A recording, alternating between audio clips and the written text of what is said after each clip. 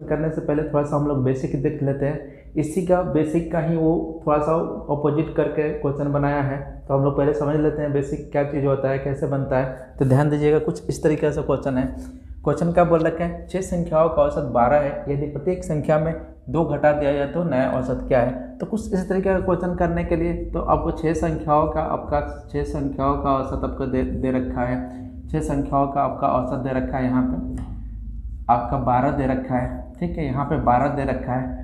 तो बोला कि प्रत्येक संख्या में 2 घटा दिया जाए तो नया औसत क्या होगा। तो प्रत्येक संख्या में 2 घटाने के बाद क्या है ना, 2 घटा देंगे तो क्या हो जाएगा, नया औसत आपका 10 हो जाएगा। तो बहुत आसानी से स्टेप को क्वेश्चन कर लेंगे। अगर भाग देने की बात करता है तो हम लोग एवरेज में ही भाग दे देते हैं।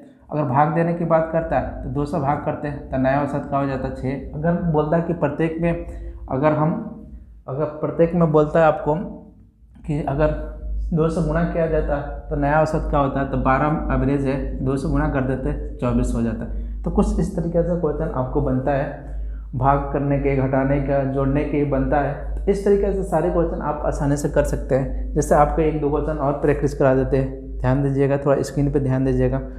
आप लोग क्वेश्चन देखिएगा, 7 संख्याओं का औसत आपका 7 है, यदि प्रत्येक संख्या में 7 से गुणा किया जाए तो नई औसत क्या होगा।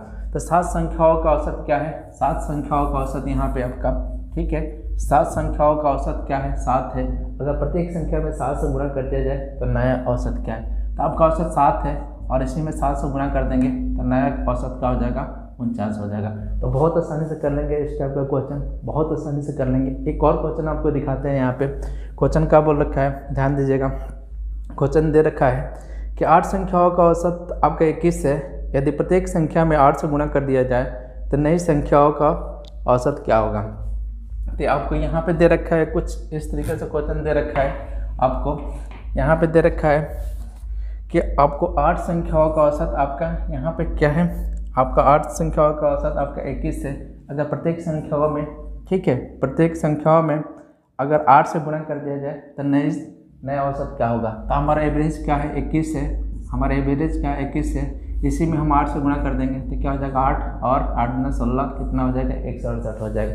तो कुछ इस तरीके से क्वेश्चन बनता है। अब चलेंगे, हम लोग देखेंगे दोस्तों, हम लोग देख लेते हैं अंकित भाटी का दूसरा नंबर क्वेश्चन। इसका बेसिक आपको सिखा चुके हैं और बेसिक से ही आपको क्वेश्चन कैसे घुमा कर पूछता है ये आपको क्वेश्चन देखेंगे। इस क्वेश्चन में बहुत आसान से कर लेंगे, 2-3 सेकेंड में क्वेश्चन कर लेंगे। ध्यान दीजिएगा, क्वेश्चन का बोल रखा है कि 8 संख्याओं का औसत 44 है, यदि प्रत्येक संख्या में y जोड़ा जाता है तो औसत 47 बन जाता है, तो y का मान ज्ञात करें। तो आपको वहाँ बताया था कि केवल एवरेज में ही जोड़ना होता है। तो यहाँ पे देख लेंगे एवरेज कितना है, 44 है।